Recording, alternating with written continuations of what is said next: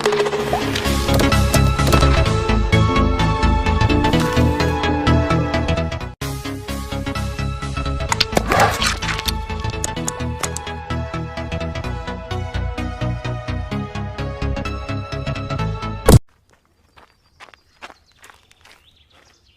there. Hi. Nice day, huh? Yeah, finally, right? Where are you from? Your English is perfect. San Diego. We speak English there. Oh, no. Where are you from? Well, I was born in Orange County, but I never actually lived there. I mean before that. Before I was born. Yeah, like, where are your people from? Well, my great-grandma was from Seoul. Korean. I knew it. I was like, she's either Japanese or Korean. But I was leaning more towards Korean. Amazing. Yeah. Hamshasina. There's a really good teriyaki barbecue place near my apartment. So I actually really like kimchi. Cool. What about you? Where are you from? San Francisco. But where are you from? Oh, I'm just American. Really? You're Native American? No, just regular American. Oh, well, I guess my grandparents are from England. Oh, well. Hello, Governor! What's all this then? Top of the morning to you. Let's get a small tea. Double, toil and trouble. Mind the gap! Beware, Jack the Ripper! Bloody hell! Pip pip! Cheerio! I think your people's fish and chips are amazing. You're weird. Really? I'm weird? Must be a Korean thing.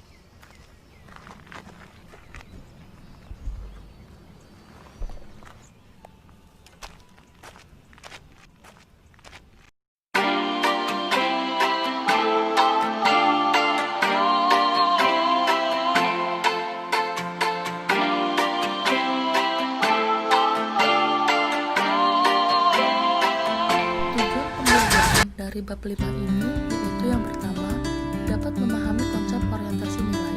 Kedua, telah memperoleh wawasan tentang 7 dimensi propreneurs. Ketiga, telah menjelajahi beberapa dilema budaya dalam bisnis. Keempat, telah belajar bagaimana perbedaan budaya dapat dinamakan. Dan yang terakhir, telah memperoleh wawasan awal tentang teori. Topik pertama yaitu dilema motivasi. Dilema motivasi mungkin muncul ketika seorang manajer mencari strategi yang tepat untuk memotivasi orang dengan kebutuhan dan nilai yang berbeda. Sebagai Tots et al. Menekankan, keberhasilan atau kegagalan motivasi tidak terletak pada teknik itu sendiri, tetapi pada kemampuan manajemen untuk menyesuaikan kebutuhan orang dengan insentif yang sesuai.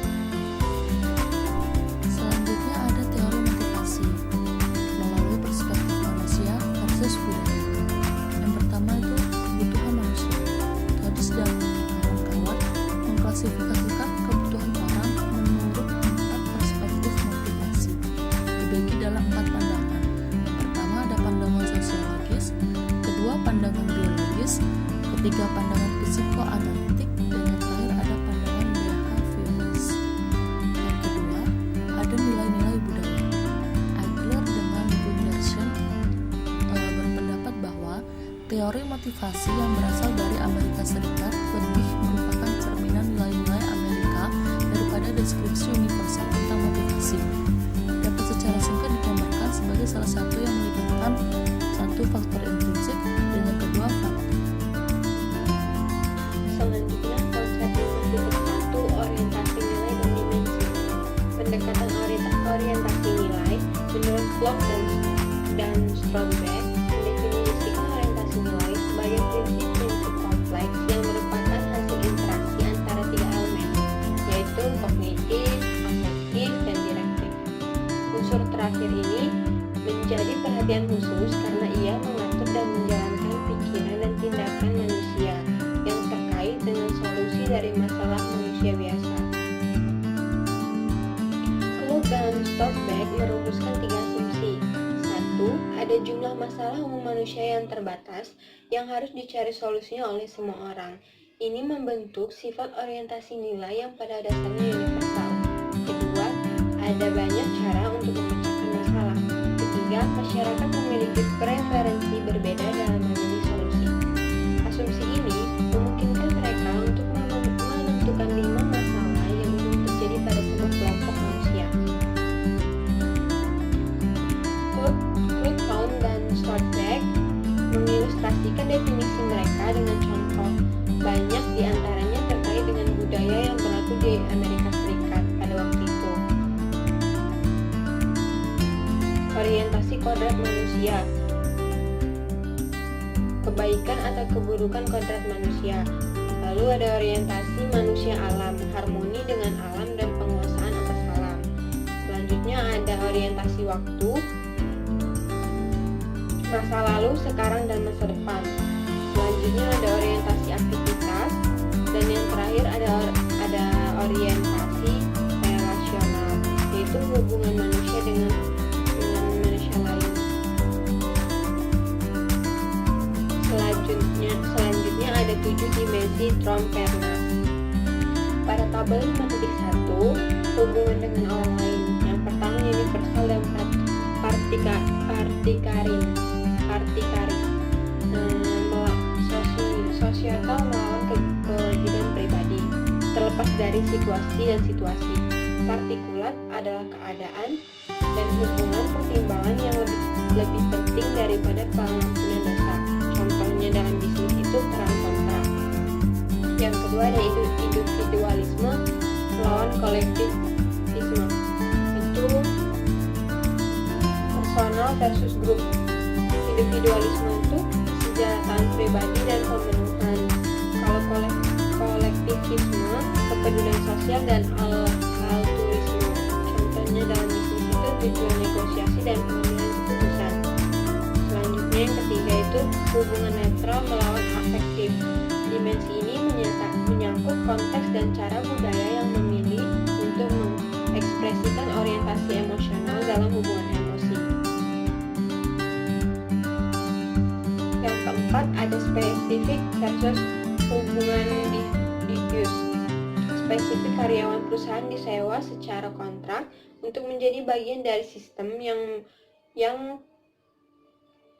kontak melawan kontrak.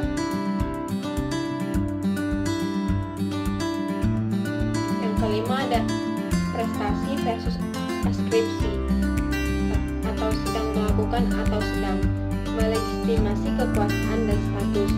Dalam budaya prestasi berorientasi, orang bisnis dievaluasi oleh seberapa baik mereka melakukan fungsi yang dialokasikan.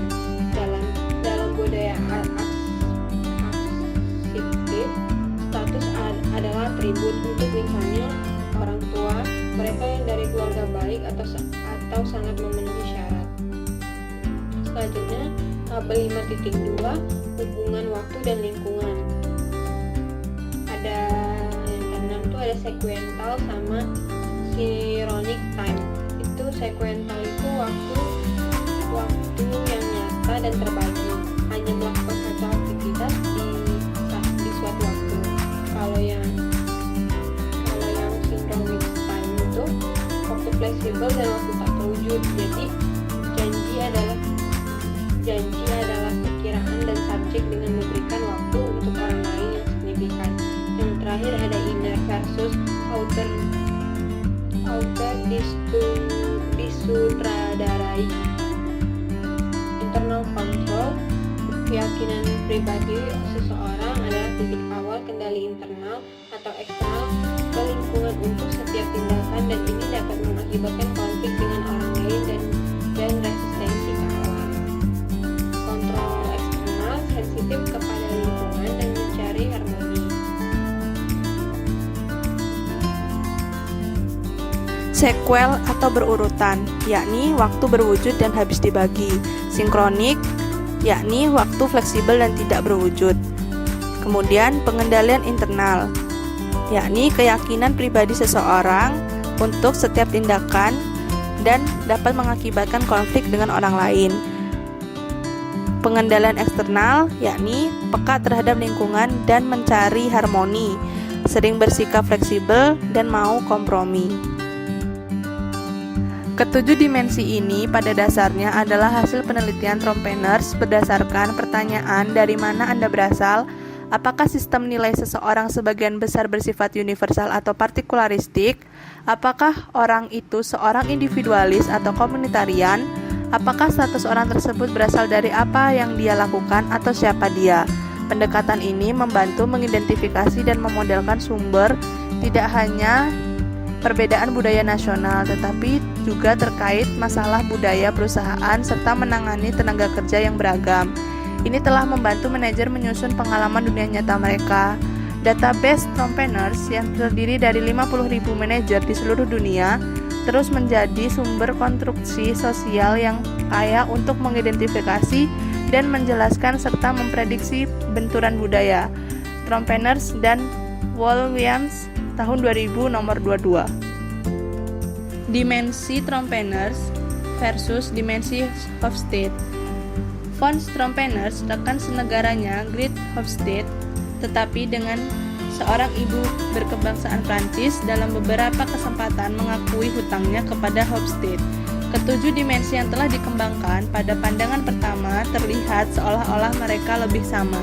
Namun, seperti yang ditunjukkan oleh konsep ini, sifat dari dimensi ini berbeda dan mencerminkan perbedaan yang tidak dapat disatukan dalam pendekatan antara kedua pendukung Belanda ini.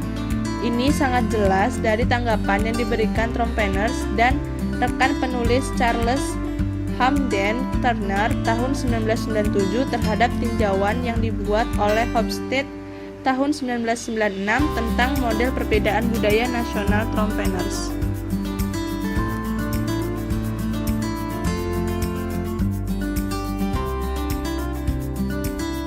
Inovasi dan budaya organisasi. Menurut Daniel 2011, inovasi tidak hanya mengacu pada penciptaan produk organisasi. Inovasi juga mencoba manajemen dan juga dapat diidentifikasi dan dikondisikan melalui perkembangan ilmiah dan pemikiran tradisional. Dia membedakan tiga tingkat inovasi. Yang pertama, ilmu pengetahuan dan budaya. Yang kedua, organisasi dan produksi. Yang ketiga, konsumsi produk dan jasa. Nah, ketiga level ini semuanya interaktif, jadi saling berkaitan. Jadi inovasi itu sendiri merupakan proses yang sangat kompleks dan yang membutuhkan tindakan juga yang kompleks. Selanjutnya konsep 5.2, yakni merekonsiliasi dilema budaya. Sebuah model rekonsiliasi. Ketika kita membicarakan bisnis lintas budaya, terdapat banyak situasi potensial di mana rekonsiliasi perbedaan mungkin diinginkan dan diperlukan. Keberhasilan bisnis yang dijalankan mungkin bergantung pada hal tersebut. Rekonsiliasi adalah bagian dari membangun kompetensi transkultural. Ada tiga komponen penting dari kompetensi transkultural, yakni kesadaran, rasa hormat, dan rekonsiliasi perbedaan budaya. Lalu bagaimana rekonsiliasi bekerja? Pada intinya, proses rekonsiliasi mengarah pada keseimbangan dinamis antara nilai-nilai yang tampaknya bertentangan yang merupakan dilema. Padahal, rekonsiliasi menghasilkan integrasi nilai melalui sinergi. Ada banyak cara untuk mencapai sinergi tersebut. Yang pertama adalah proses. Aktivitas di mana dilema dibuat menjadi dua proses. Jadi, jika dilema itu sentral versus desentralisasi, itu harus diubah menjadi sentralisasi versus desentralisasi. Lebih mudah untuk merekonsiliasi kata kerja daripada kata benda. Selanjutnya, tahapan proses rekonsiliasi. Menurut Marion Estain, melihat 5 tahapan proses rekonsiliasi yang dikembangkan oleh Trompeners, ini diberikan dalam tabel 5.4. serta metode yang dia usulkan untuk berpindah dari satu tahap ke tahap berikutnya.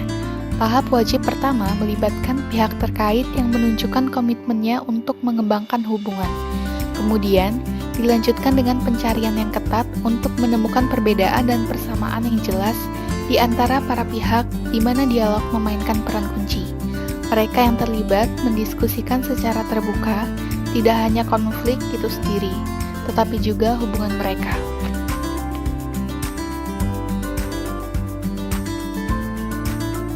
Dalam tabel 5.4 dijelaskan mengenai kerangka kerja untuk rekonsiliasi konflik antar budaya. Terdapat tahap proses rekonsiliasi dan metode yang digunakan untuk tiba pada tahap berikutnya. Yang pertama yaitu menegaskan kembali komitmen kami untuk hubungan yang sedang berlangsung dan keuntungan bagi kedua pihak. Lalu metodenya adalah berpikir dan berkonsentrasi pada manfaat dari kolaborasi untuk setiap budaya. Yang kedua yaitu mengakui di mana ada dan bagaimana kita berbeda. Dengan mengembangkan pola pikir global, melegitimasi keragaman, memperoleh pengetahuan dari budaya lain. Selanjutnya, ada menampilkan penerimaan ketika sesuai. Dilanjutkan dengan mencari kesamaan dan dialog eksekusi. Selanjutnya, ada pula menyatukan solusi kita atau menciptakan hasil yang menggunakan elemen yang paling sesuai dari dimensi budaya yang berlawanan. Metode yang digunakan yaitu dengan praktek berpikir kreatif, menunjukkan kesediaan untuk belajar, dan dialog. Selanjutnya, ada pula meninjau proses belajar, menangkapnya, dan membuat tersedia untuk masa depan. Metode yang digunakan yaitu praktek pengalaman berbasis belajar dan mengartikulasikan apa yang telah terlihat dan diketahui. Sumber dari Estin.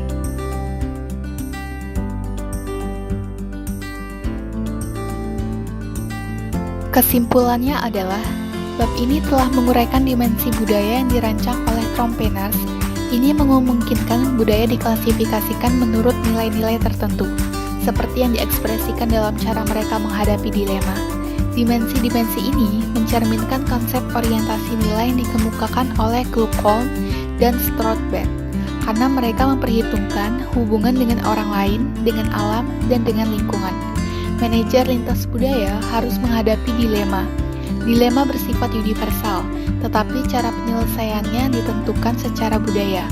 Bab 5 memberikan contoh untuk mendemonstrasikan poin ini, serta cara untuk menyelesaikannya melalui prinsip rekonsiliasi.